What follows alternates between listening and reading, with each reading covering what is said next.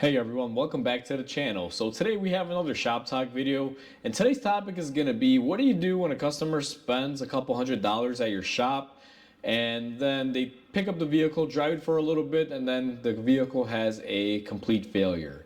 And that's going to be the topic of today. Now before we go ahead and begin, if you haven't subscribed to the channel, hit the subscribe button down below and definitely smash that like button because it helps the channel out. With that said, let's go ahead and get started on today's video. So, just like I mentioned in the intro, I am dealing with a scenario, or I guess you can say I dealt with a scenario this week, where I had a customer, and they are a regular customer. They brought one of their vehicles that I rarely see. I believe it's like a winter car for them. And it's a older Chevy pickup truck, and they brought it into me, and this thing had around 300,000 miles on it. I mean, she was pretty well used, still running pretty decent, but you know, it was older, had mileage on it, which there's not really nothing wrong with that. I've seen older Chevys run for years, never have an issue, especially on the V8s. They're just tanks. I absolutely love the GM platforms as far as engines and stuff.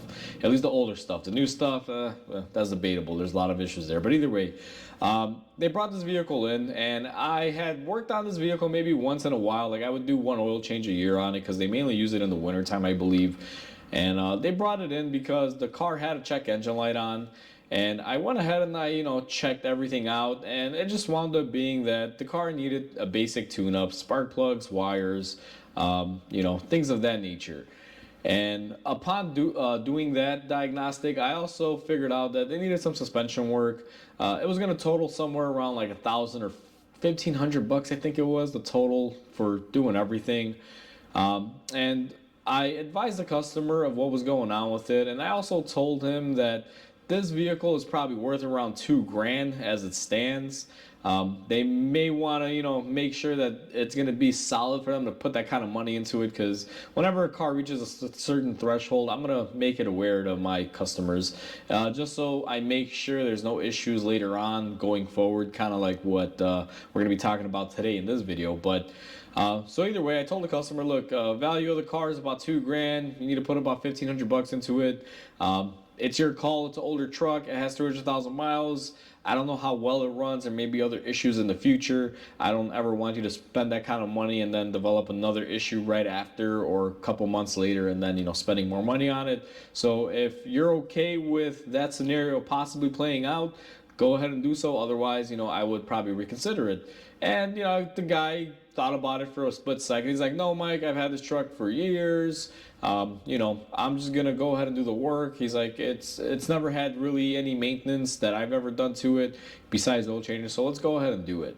And I was like, okay, not a problem, So I go ahead and proceed, work on the vehicle. Everything went smoothly with the spark plugs, the wires. I did some ball joints and stuff on the suspension, and, call the customer, it's done, picks it up, drives out of here, no issues.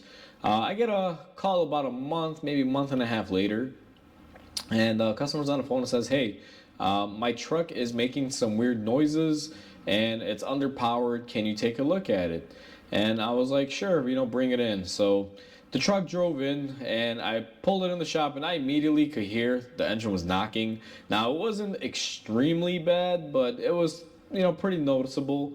And it was definitely underpowered, and I was like, okay, something's going on here. So customer dropped it off, and I proceeded to scan it.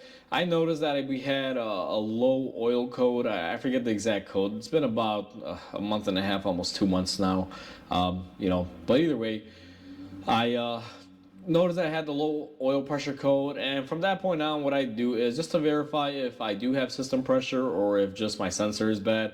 I have a manual gauge for the older Chevys where you just screw it in where the oil pressure sensor would go, and you could pick up the signal. And lo and behold, it basically had no oil pressure. I think this thing was running at like 10 psi, even when you rev it like 15, something like that. Now, on older Chevys, I've learned, even though they have an oil gauge in the dash, never trust it. And sure enough, this one was pegged at like 35, and it really wasn't moving. Probably broken for years. Didn't really do much. That's why I prefer to go in and actually check it, because I can't trust the electronics in this aspect. You always need a manual gauge, because even the pressure sensor may be, incorrect. Maybe it's stuck and, reading completely different than what it should.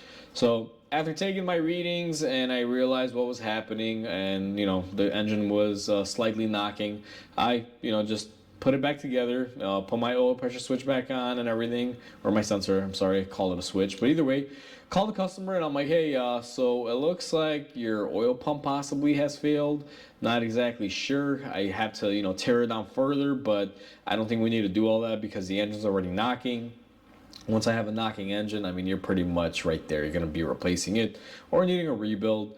And the guy just, even though it was over the phone, you can tell he took a brief moment, pause, and almost, like he just went into rage mode and just starts arguing with me. He's like, what do you mean? I just had it serviced, this and that. Before I brought it into your shop, the vehicle was running perfect, never had an issue. I just wanted to do some maintenance. And I'm like, where is this coming from in my head? Like, I don't want to, like, we just went from 0 to 100, like, that instantly. So I was like, listen, I'm like, what we did was a basic tune-up. I'm like, if the basic tune-up, let's say a spark plug fell in the cylinder, for example, or shot out of it, or there was some sort of misfire, I'm like, yeah, you can probably be argumentative if you wanted to and be like, hey, you just fixed it and it's broken, this and that. But when you change spark plugs, you're not really doing anything with the lubrication system like the oil pump or anything like that. You're mainly just changing spark plugs, changing wires. And then the other work that we did, the suspension work, is not even anywhere near the engine. It's just suspension work. So the customer was completely off base, but I don't know what happened. He just got pissed, and I've learned to keep my cool, and I was just hearing him out, explained it nice and thoroughly, and he still wasn't having it. He's like, you know what? He's like, this is a bunch of BS. He's like, I just spent $1,500 on it, and now you're telling me it needs an engine and this and that. And he was just off the handle, and he was just screaming and yelling, and he just hung up the phone on me. And I was like, okay, well, that's not gonna go over well. So with all that, I basically got the car out of the shop, parked it out in the parking lot, and I was like, I'm gonna call this guy in a couple hours, or just let him cool down. Eventually, he'll call me. And a couple hours went by, and my phone rings. To be honest with you, I kind of had forgotten about it because it was a busy day. I was running around, and I pick up the phone, and this is a gentleman, and he's like, listen, I've thought about it, and I would like a refund. And I'm like, what are you talking about? He's like, well, all that money I just put into it, I want it back if the car's going to be completely, useless and needs an engine. And then I was like, listen, I can't do that. Plain and simple. And then he started being a little bit argumentative again. Like, what do you mean you can't do that? Da da da. I just spent all that money. Like, it was fine before you touched it. Da da da.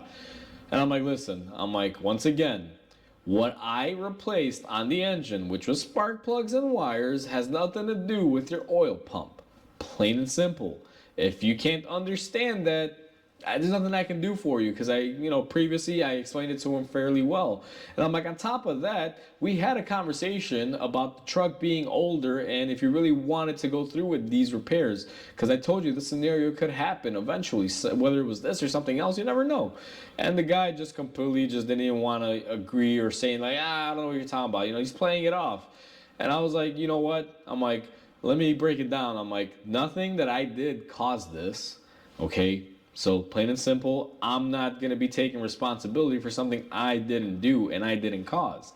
So I'm like, you have two options. Either come pick it up or make arrangements for a tow truck to come pick it up. I'm like, you don't owe me anything for testing it, even though I should have had a diagnostic charge on there because I did do a diagnosis on it. But either way, at this point, not to argue with them, I just rather not even deal with it. Like, whatever. I'll just chalk it up as some lost time, even though I hate doing that. For a mechanic, the worst thing you can do is spend time on a vehicle and not get compensated for it. So, excuse me.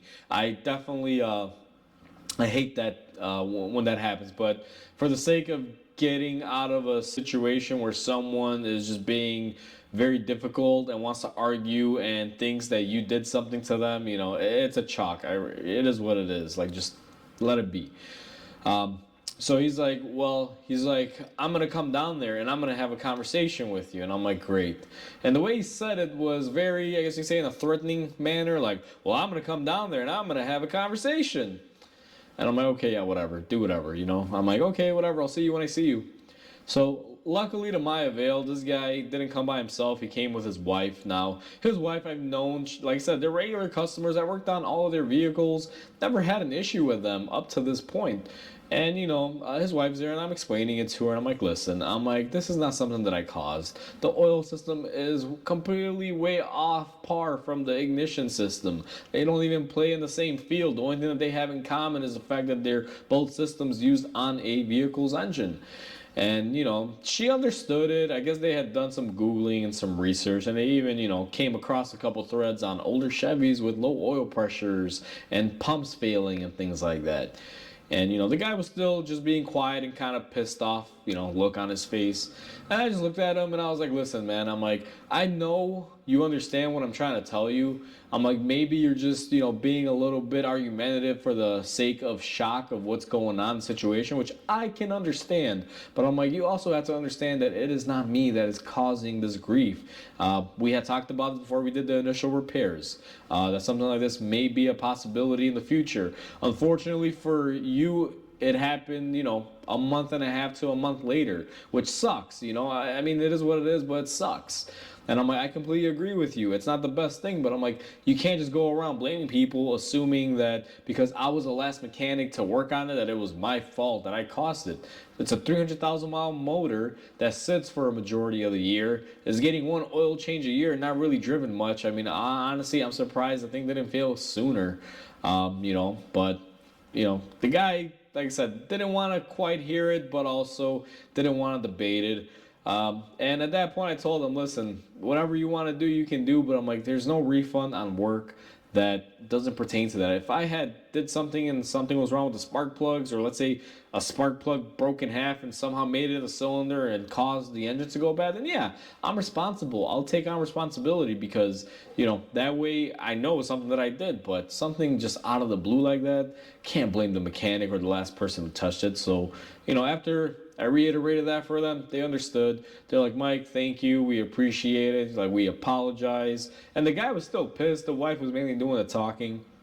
And, I just told him, like, listen, there's no hate between me or anyone. I can understand the situation that, you're dealing with right now. And I can see how easy it would be to be pissed off at someone. Because, honestly, there's no one to blame. You can't blame yourself. You can't blame me. But it's a situation that happens. That's how life is. And she's like, we get it, this and that. And, we left it on a good note. And I told them, if they ever need anything, I would hate to lose them as a customer over something that I have no control over or they have control over. And, I'm like, it is what it is at the end of the day, but I'm just giving facts. And they're like, okay, we understand. Thank you very much. And, they just got in the car and drove it off. Now, after that situation, I waited a couple days and I called the gentleman back and I just wanted to, just have a conversation. And we were able to establish that everything was fine. And he, after taking a day or two to just kind of let the situation happen and he cooled down, he's like, Mike, I do apologize. He's like, I was just pissed off. He's like, I completely understand that we went through this conversation and had it. And I completely agree. So he's like, it's not anything you did, and I apologize for how I act. I'm like, listen, I'm like, no need to apologize. It is what it is. I'm like, I never want to have anything between me and a customer that I've been working with for years. So I'm like, this is me reaching out that if you need anything from me or need any help, just let me know. I'm always here. I'm not trying to have you view me as a bad guy here or something, And the guy was like, not an issue. And, I think not even like 2 or 3 days later, his wife came in and got an oil change on her car. So, I know we're good with that. But sometimes there's these scenarios that happen like that. And being a shop and a mechanic, you're always going to be the last and the easiest target to blame because you're the last person to work on it. So, like, hey, you must have did something wrong.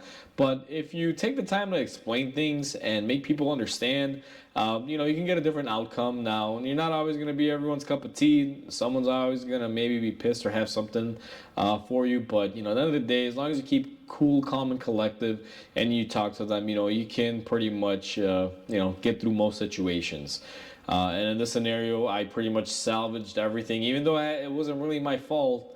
I still had to salvage a situation because I don't want to lose a customer or have somebody angry at me. They write a bad review and, just, kill the business for me. I'm not out here to make enemies. I want to make friends and have loyal customers and, treat people the way they should be treated, give them good, honest, quality service. Those are just some of my core factors on why I opened up my own shop. I'm here to make money, don't get me wrong, but at the same time, I also want to be as good as I can and provide the best that I can for that money, because nowadays money isn't easily earned. The world's in tough economic times, to say the least. And, I know money has to stretch a little further, and it's becoming more and more difficult for many, many people. So, I got to keep that in mind and try to be, as good as I can, per se, without, putting a hammer in my back and hurting myself. Because at the end of the day, I got to make money. I got to be able to survive and keep everything going. And, unfortunately, without money, it doesn't happen. But overall, that's the situation that I wanted to share. Now, being a mechanic, you just got to make sure you have all your information, share it, and, make sure people are able to understand it and explain it in the way they can. And you can avoid situations like this, like I was able to. Aside from this situation, the only other time that I've ever had a customer ask me for a refund for work recently done, it was another scenario where I did some work on a vehicle and the customer drove off the lot. And I think about a week or two later, they wound up getting into a rear end collision, and they got rear-ended. The car basically became totaled.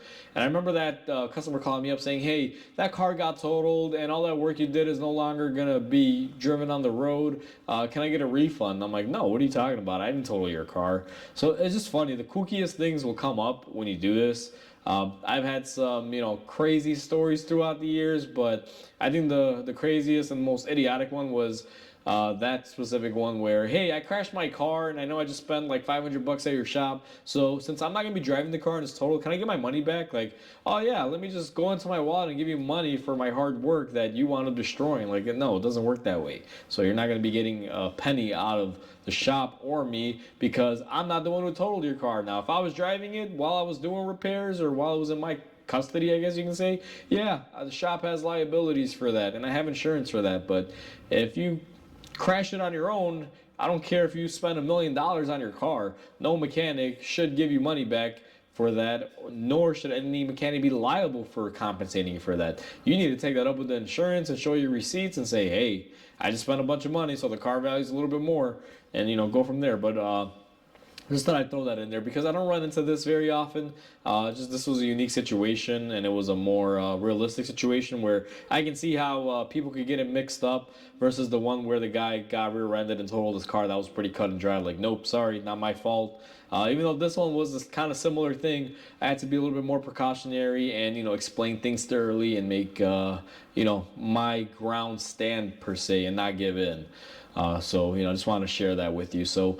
If you guys have any stories like this, whether you're a shop owner or you're a customer and you've been through this and you want to share it, feel free, like always, on the comment section. I always love hearing people's I guess you can say issues or stories on stuff, because I can learn more from you as much as you can learn from me, and that's what I love about being on YouTube, the fact that knowledge is shared between me and my commenters and viewers. So absolutely love it. So with that said, I don't want to make this video too long. Hopefully you guys enjoyed this video. Please comment, like, and subscribe. It definitely helps the channel grow. Hope everyone has a wonderful day, and I'll catch you on the next video.